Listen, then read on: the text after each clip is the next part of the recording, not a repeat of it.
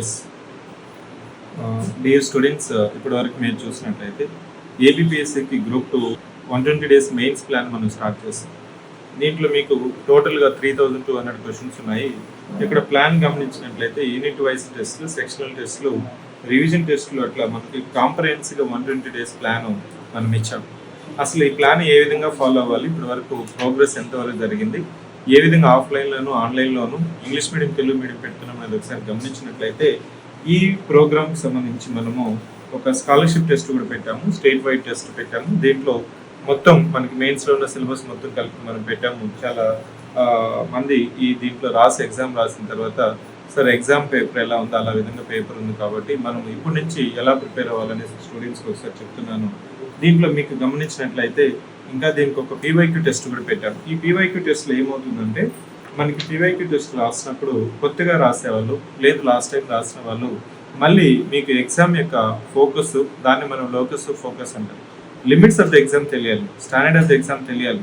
Last time మీరు రాశారు, ఫిబ్రవరి 2025లో రాశారు, అది మళ్ళీ మీకు గుర్తుందా లేదా అనేది పక్కన పెట్టి మళ్ళీ మీరు ప్రిపరేషన్ స్టార్ట్ చేసినప్పుడు ఇట్లాంటి ఎగ్జామ్ రాసినప్పుడు మళ్ళీ ఎగ్జామ్ ఫోకస్, ఎగ్జామ్ ఫైర్ అనేది మనలో ఉంటుంది. నెక్స్ట్ ఇప్పటి వరకు మనకి ఈ 120 డేస్ ప్లాన్లో మీరు ప్రోగ్రెస్ ఒకసారి గమనించినట్లయితే మనము స్కాలర్షిప్ టెస్ట్ పెట్టాము, అదేవిధంగా పీవైక్యూ టెస్ట్ పెట్టాము. టెస్ట్ కోడ్ 1లో మనకి ఇండియన్ పాలిటీతో స్టార్ట్ చేసి nature of the Indian constitution, constitutional development, salient features of Indian constitution, preamble, fundamental rights, directive principles of state policy, ఇది ఒక టెస్ట్ పెట్టాము. ఎప్పుడంటే 15th ఏప్రిల్ పెట్టాము. నెక్స్ట్ ఇంకో టెస్ట్ వచ్చి fundamental duties, amendment of the constitution, procedure, important constitution amendment, ఇదంతా కలిపి మనకి 19th ఏప్రిల్. ఈ ఎగ్జామ్స్ మీకు ఎందుకు చెప్తున్నానంటే క్వశ్చన్ పేపర్ మీరు తీసుకుంటే, ఈ క్వశ్చన్ పేపర్ తీసుకున్నాను అనుకోండి, దీంట్లో సెక్షన్ యూనిట్ వైజ్ టెస్ట్లో మనం 100 క్వశ్చన్స్ ఇస్తున్నాం. పేపర్ మొత్తం బైలింగ్వల్ ఫైనల్ ఎగ్జామ్లో ఏ విధంగా అయితే ఉంటుందో అదే విధంగా మనం పేపర్ అనేది ఫాలో అవుతాము. ఈ 100 క్వశ్చన్స్లో ఇక్కడ డిఫరెంట్ సెట్ ఆఫ్ ఆస్పిరెంట్స్ ఉంటారు. ఒక స్టూడెంట్ ఏమో సిలబస్ కంప్లీట్ చేసుకొని ప్రీవియస్ ఇయర్ క్వశ్చన్స్ ప్రాక్టీస్ చేసుకొని వచ్చి రాస్తారు. ఇంకో స్టూడెంట్ ఏమో సార్ నాకు టైం లేదు, కొంత సిలబస్ కంప్లీట్ అయింది, కొంత సిలబస్ కంప్లీట్ అవ్వలేదు. ఇంకో స్టూడెంట్ అయితే అసలు నాకు సిలబస్ కంప్లీట్ అవ్వలేదు సార్, రివిజన్ అవ్వలేదు, సో ఎగ్జామ్ అనేది క్వశ్చన్ పేపర్ తీసుకెళ్ళిపోతారు. క్వశ్చన్ పేపర్ తీసుకెళ్ళేసి అది అక్కడ పక్కన పెట్టేస్తావు. అలా పక్కన పెట్టేస్తావు అంటే నువ్వు ఎప్పుడైతే క్వశ్చన్ పేపర్ పక్కన పెట్టేస్తావు నీ ప్రిపరేషన్ కూడా పక్కన పెట్టేసినట్టే. కానీ ఎలా రాయాలి, నాకు సిలబస్ అవ్వలేదు, రివిజన్ అవ్వలేదు, ఇవంతా పక్కన పెడితే అసలు ఎగ్జామ్ వచ్చి రాస్తావు. 100 క్వశ్చన్స్లో నీకు 40 క్వశ్చన్సే తెలుసు, రిమైనింగ్ 60 క్వశ్చన్స్ ఉన్నాయి కదా, వాటిని నువ్వు నేర్చుకోవాలి. ఎలా నేర్చుకోవాలి, మనం డీటెయిల్గా మనం ఎక్స్ప్లెనేషన్ ఇస్తాం. ఎక్స్ప్లెనేషన్స్ మనము డీటెయిల్ ఎక్స్ప్లెనేషన్ ఇక్కడ మన క్వశ్చన్ పేపర్ ఎన్ని పేజెస్ ఉంటుంది, ఆల్మోస్ట్ ఎక్స్ప్లెనేషన్స్ కూడా అన్ని పేజెస్ ఉంటుంది. ఇట్లా ఇంగ్లీష్ సపరేట్గా, తెలుగు మీడియం సపరేట్గా మనం ఎక్స్ప్లెనేషన్ ఇస్తాం. ఈ ఎక్స్ప్లెనేషన్లో చూసుకొని ఆ క్వశ్చన్ నాకు గుర్తొస్తుందా, లేకపోతే ఎగ్జామ్లో నేను ఎందుకు తప్పు చేశాను, ఎక్స్ప్లెనేషన్లో మనకి ఎక్స్ప్లెనేషనే మీ యొక్క ప్రిపరేషన్ అండి. క్వశ్చన్ పేపర్, ఎక్స్ప్లెనేషన్ ఈ రెండు కలిపితే యువర్ ప్రిపరేషన్. బుక్ చదివావా, లేకపోతే క్లాసెస్ విన్నావా, రివిజన్ చేసావా అంతా పక్కన పెడితే ఎగ్జామ్లో నీకు ఈ 100 క్వశ్చన్స్లో నీకు ఎన్ని రాయగలుగుతున్నావు, ఎన్ని నువ్వు ప్రాక్టీస్ చేస్తున్నావు, అది నీకు కానీ ప్రోగ్రెస్ కానీ తెలుసుకోకపోతే నువ్వు ఎన్ని ఎగ్జామ్స్ రాసినా, ఎంత ప్రిపేర్ అయినా దానివల్ల ఉపయోగం అనేది ఉండదు, ప్రోగ్రెస్ అనేది ముందుకెళ్ళదు. ఇలా నువ్వు వచ్చిన క్వశ్చన్స్ కరెక్ట్ అయ్యాయా లేదని చూసుకుంటూ రాని క్వశ్చన్స్ కానీ నువ్వు క్వశ్చన్ పేపర్ ఎక్స్ప్లెనేషన్ ద్వారా కానీ ప్రాక్టీస్ అయ్యాయి అనుకోండి.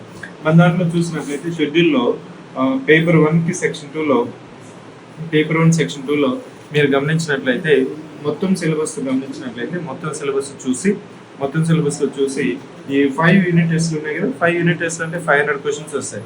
ఈ 500 క్వశ్చన్స్ ప్రాక్టీస్ చేసి ఒక రివిజన్ టెస్ట్ 150 క్వశ్చన్స్ కానీ నువ్వు కానీ ప్రాక్టీస్ చేస్తావు అంటే మొత్తం సబ్జెక్ట్ అంతా నీ బ్రెయిన్లోకి అనేది వచ్చేస్తుంది.